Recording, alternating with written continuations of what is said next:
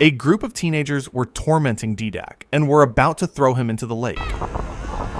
Just then, Alba happened to walk by and immediately rushed over to stop them,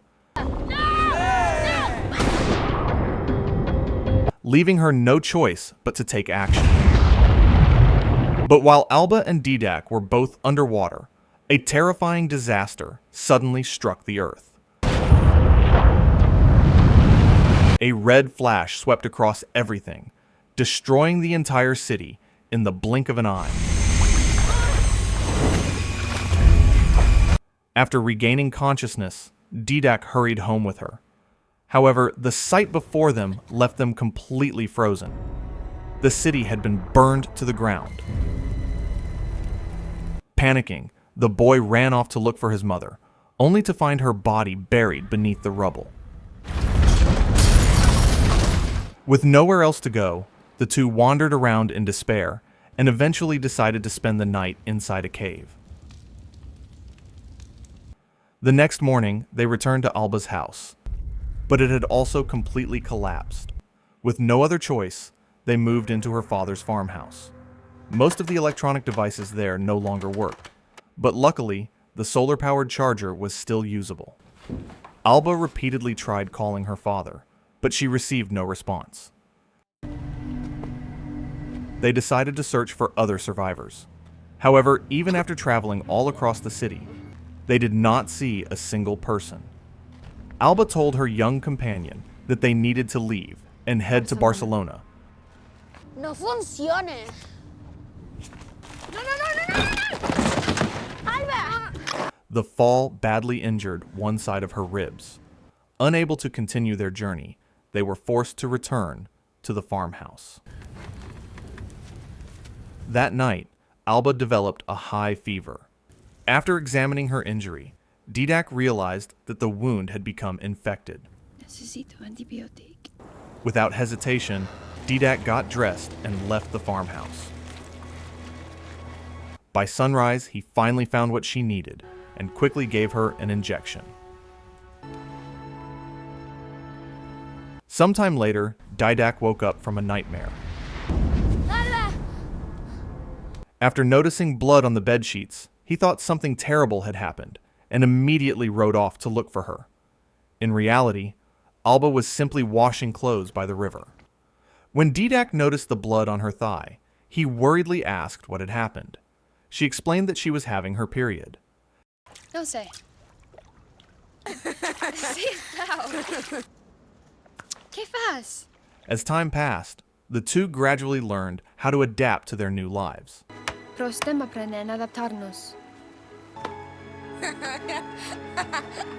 Years passed, and the weak little boy Alba once knew grew into a strong young man. The change did not escape her attention. She gradually realized that her feelings for her companion were no longer the same as before. Dídac also began looking at her in a different way. One afternoon, he stood on top of a water tank and used binoculars to survey the surrounding area.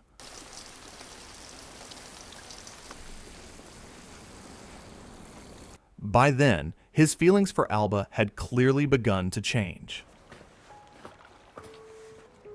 Los mans. Dídac stood silently watching her for a few seconds, before suddenly kissing her.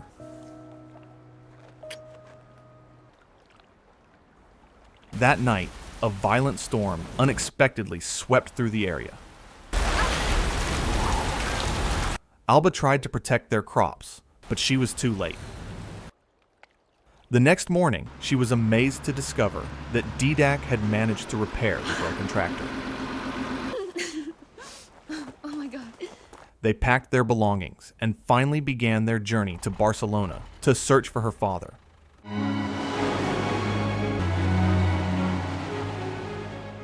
When they reached the city, Dídac repeatedly honked the tractor's horn, hoping the noise would attract the attention of any survivors. However, all they received in return was silence. Barcelona had become nothing more than a devastated wasteland, with no sign of life anywhere. They visited a famous football stadium that Dídac had always dreamed of entering when he was a child. Seeing how strong and grown-up he had become, distracted Alba so much that she accidentally dropped her phone. When night fell, the atmosphere between them became quiet and awkward. Neither of them could deny the attraction that had developed between them.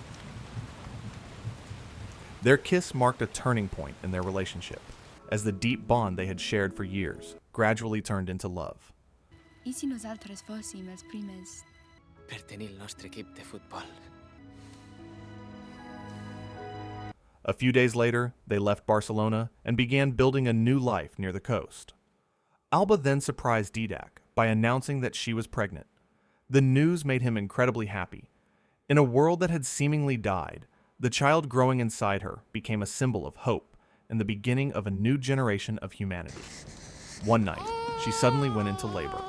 After hours of pain and endless effort, Alba finally gave birth to a baby boy. They named him Kai. The following morning, Alba unexpectedly noticed a boat drifting near the shore. She soon discovered an unconscious man lying on the beach.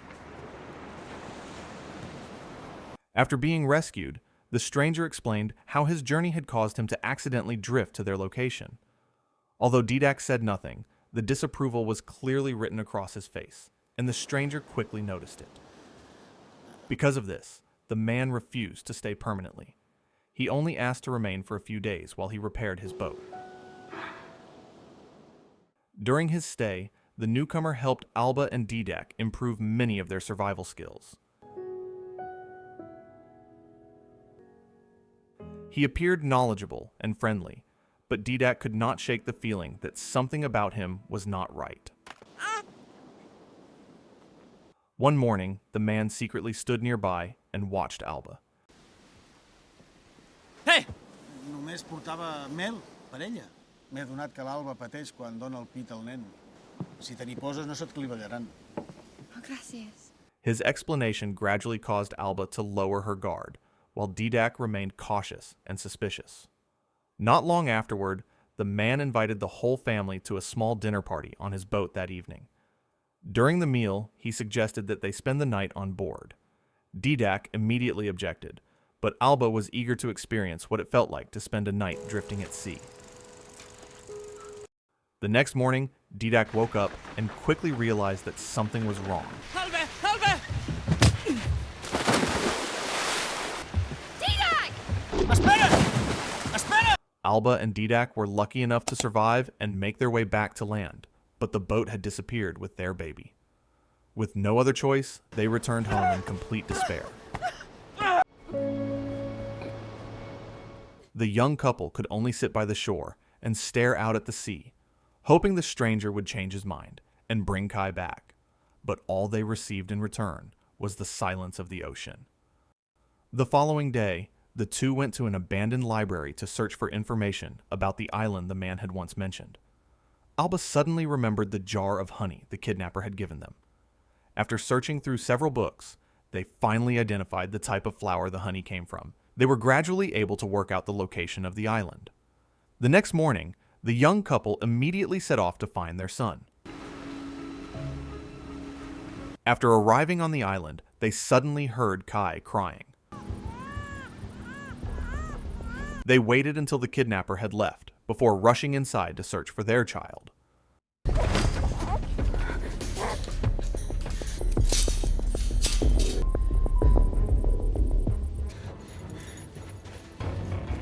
However, none of the keys they found could unlock the door.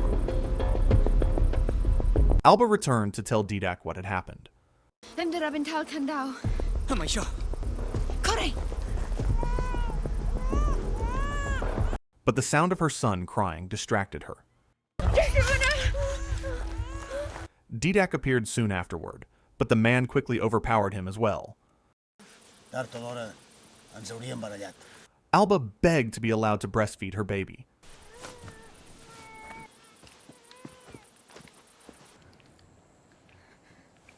The stranger kept staring at her, making her extremely uncomfortable. Deixa-ho córrer. Ella mai no serà teva. However, he had no idea that the young mother was secretly planning to escape with her son. Meanwhile, the kidnapper stayed behind and tortured Dídac with a pair of pliers. The unbearable pain gradually caused him to lose consciousness. The man then began searching for Alba and the baby. He followed the sound of the child crying.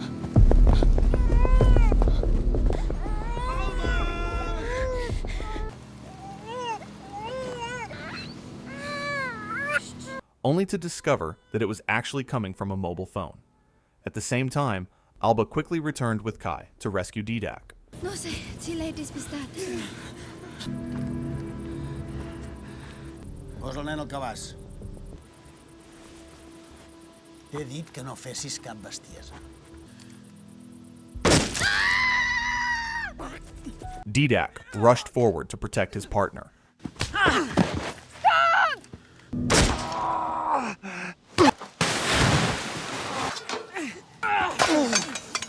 But the kidnapper pulled the trigger and shot him. Dídac knew that he was not going to survive. Several years later, Alba and Kai returned to live in their old home.